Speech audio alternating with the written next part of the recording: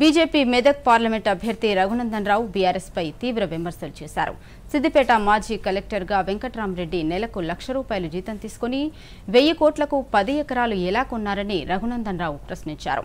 2021లో ఎమ్మెల్సీగా ఎన్నికై సిద్దిపేటకు రాని వ్యక్తిని బీఆర్ఎస్ మెదక్ ఎంపీ అభ్యర్థిగా ఎలా ప్రకటిస్తుందని ప్రశ్నించారు. సిద్దిపేట జిల్లా కేంద్రంలోని సరభేశ్వర ఆలయంలో ప్రత్యేక పూజలు చేసిన అనంతరం 17వ వార్డులో నిర్వహించిన ఎన్నికల ప్రచారంలో రఘునందన్ రావు మాట్లాడుతూ బీఆర్ఎస్ అభ్యర్థిగా పోటీ చేసేందుకు తెలంగాణ ఉద్యమకారులే దొరకలేరా అని ప్రశ్నించారు.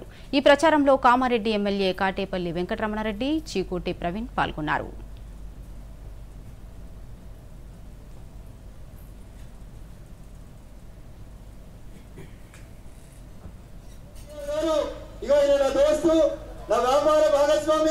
అన్నింటిలో పార్ట్నరు, అందుకనే ముందుగా ఎంపీ డిక్లేర్ చేస్తున్నాని రంజిత్ రెడ్డి అని డిక్లేర్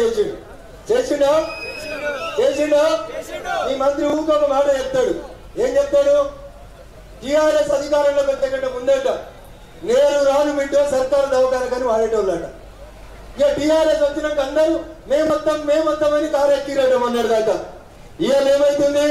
సారు నీకోదండం, నీ కారుకోదండం, నీ బీఫామ్కోదండమని రంజిత్ రెడ్డి మొదలు పెడితే కడియం కావ్యదాకా సారుకోదండం కారుకోదండమని దిగి ఉరుకుతూ ఉన్నారు.